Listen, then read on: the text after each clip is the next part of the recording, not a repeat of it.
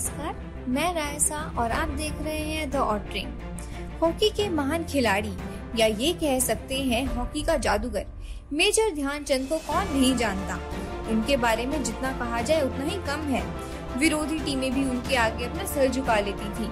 उन्होंने अपने खेल के प्रदर्शन से पूरी दुनिया में हॉकी का नाम रोशन किया और इतिहास में अपना नाम सुनहरे अक्षरों में अंकित करवाया। किसी भी कोण का निशाना बनाकर गोल करने वाले इस खिलाड़ी का जन्म 29 अगस्त 1905 के उत्तर प्रदेश के इलाहाबाद शहर में हुआ। ध्यानचंद सिंह था उनका पूरा नाम। ध्यानचंद के पिता का ट्रांसफर झांसी हो गया तो वो भी वहीं रहने लगे।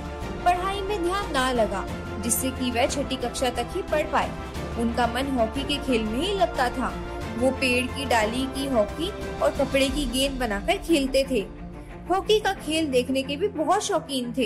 एक बार अपने पिता के साथ खेल देखने गए और एक पक्ष को हारता देखकर चिल्लाकर अपने पिता से बोले, अगर मैं कमजोर पक्ष की तरफ से खेलूंगा तो परिणाम कुछ और ही होगा।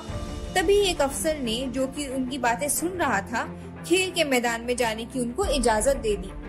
वहां जाकर उन्होंने लगातार 4 गोल किए। 14 साल के उस बालक की प्रतिभा देखकर दर्शक हैरान रह गए। इसी प्रतिभा को देखते हुए 16 साल की उम्र में ही उन्हें सेना में भर्ती कर लिया गया। फिर भी वह खुद को हॉकी से अलग नहीं कर पाए। आर्मी में होने के कारण उनके पास पर्याप्त समय नहीं होता था अपने पैशन हॉकी को देने के लिए। फिर भी रात को चांद की रोशनी में वह हॉकी खेलते थे। उनके पहले कोच का नाम भोले तिवारी था। हॉकी के इस दीवाने ने आर्मी के साथ साथ हॉकी में भी अपना करियर बनाया और 21 वर्ष की उम्र में न्यूजीलैंड जा रही भारतीय टीम में भी चुने गए। इस खेल में भारत ने 21 में से 18 मैच भी जीते।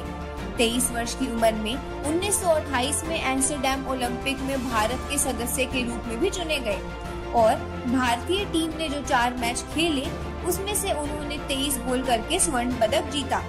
1932 में इनको वर्ल्ड ओलंपिक्स में कैप्टन बनाया गया। 15 अगस्त 1936 जर्मनी को 8-1 से हराकर स्वर्ण पदक जीता। जर्मनी के हिटलर ने उन्हें अपनी टीम में आने का न्योता भी दिया था। मेजर ध्यानचंद ने साफ इनकार कर दिया।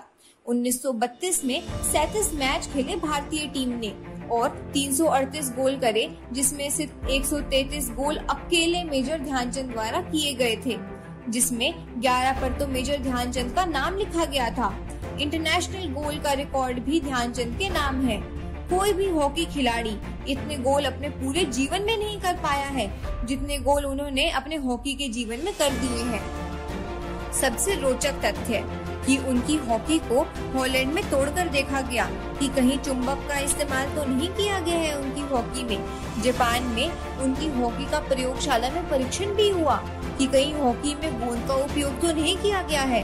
43 वर्ष की आयु में मेजर ध्यानचंद आर्मी से रिटायर हुए। उन्हें पद्म भूषण से सम्मानित किया गया।